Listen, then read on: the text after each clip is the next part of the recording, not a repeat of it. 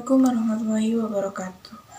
Saya Tatu Bella Latifah dari kelas AB 20A akan mempresentasikan tentang pelanggaran etika bisnis perusahaan Aqua Group PT Danone.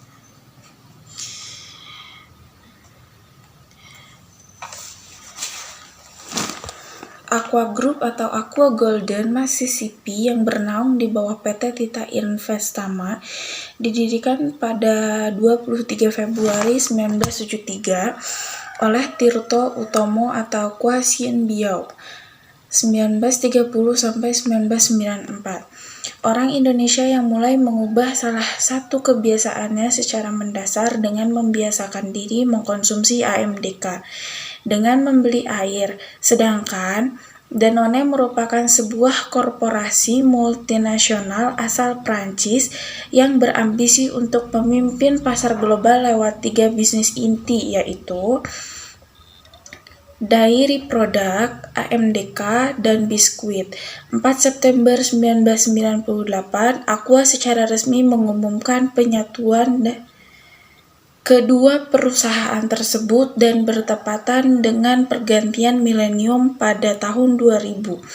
Aqua meluncurkan produk berlabel Danone Aqua. Pelanggaran etika bisnis PT Danone. Dalam prakteknya, ternyata Aqua melakukan pelanggaran etika bisnis, yaitu melakukan eksploitasi sumber mata air yang pada akhirnya merugikan masyarakat. Hal ini menyalahi etika lingkungan yang ada, tetapi Aqua Water benah diri dan melakukan kelestarian lingkungan dengan programnya. Dalam kasus ini, Danone Aqua telah melakukan pelanggaran dengan pengabaian kode etik dan hal penggunaan sumber daya alam. Dalam pengimplementasiannya atau pengaplikasiannya, etika dan rekayasa terutama dalam penciptaan produk baru. Yang pertama, sebaik apapun produk yang dihasilkan tersebut. 2. Pengaruh atau fungsi produk tersebut kepada konsumen.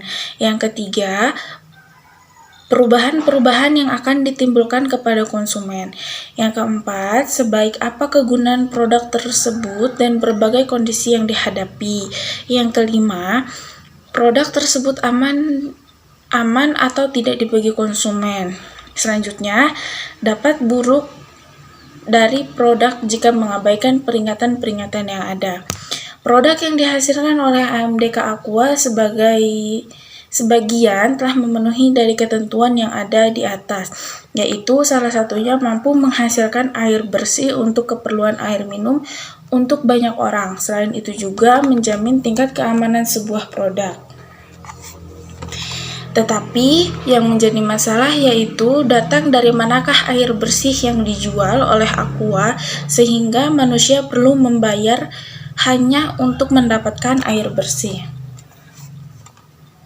Sumber mata air yang dieksploitasi habis-habisan oleh Aqua adalah Polanhario, Kabupaten Klaten, Jawa Tengah, yang dimana daerah tersebut menjadi sektor pertanian karena debit air menurun sangat drastis sejak beroperasinya Aqua. Sekarang para petani terpaksa untuk menyewa pompa untuk memenuhi kebutuhan sawahnya, yaitu dengan cara membeli air dari tangki dengan harga mahal. Di satu kabupaten saja sudah terdapat 150 mata air untuk kasus kali ini. Aqua dalam produksinya kurang berpikir etis dan telah melanggar tanggung jawab sosial perusahaan.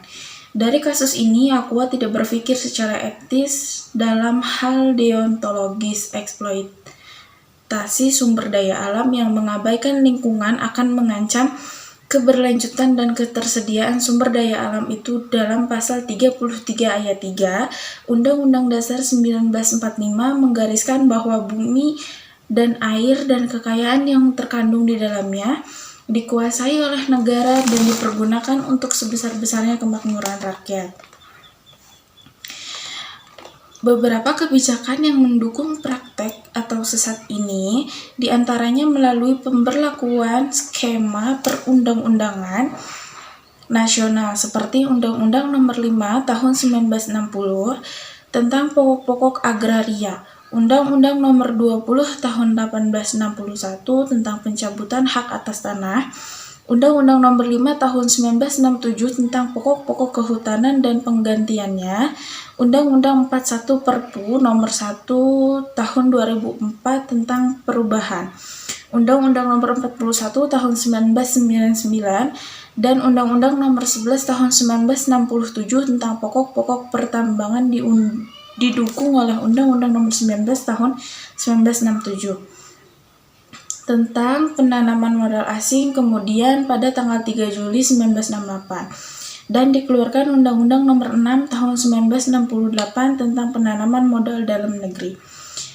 Kebijakan otonomi daerah yang didasarkan Undang-Undang Nomor 32 Tahun 2004 sebagai penyempurnaan dari Undang-Undang Nomor 22 Tahun 1999 tentang pemerintahan daerah serta adanya Undang-Undang 25 Tahun 1999 tentang penimbangan keuangan pusat daerah yang dimaknai sebagai desentralisasi kekuasaan telah mendorong daerah-daerah untuk melirik dan mengendalikan SDA sebagai sumber PAD sehingga maraklah beragam perda dan kebijakan pemberian izin oleh kepala daerah kepada beragam kegiatan eksploitasi dan eksploitasi oleh investor, dan ini menjadi ancaman yang nyata bagi ketersediaan sumber daya alam kita.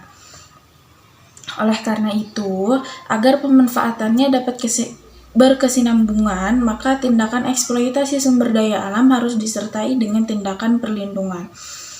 Pemeliharaan dan pengembangan lingkungan hidup harus dilakukan dengan cara yang rasional antara lain sebagai berikut.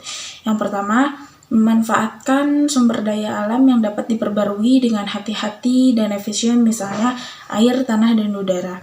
Yang kedua, menggunakan bahan pengganti, misalnya hasil metalurgi atau pencampuran. Yang ketiga, mengembangkan metode penambangan dan memproses yang efisien serta mendaur ulang.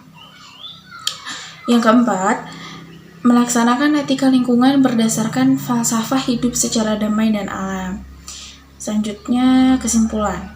Jadi kesimpulan dari materi ini tentang PT Dodone yaitu dapat disimpulkan bahwa perusahaan PT Dodone telah melakukan usahanya ada yang baik, tidak melanggar etika maupun moral dengan cara melakukan kegiatan CCR.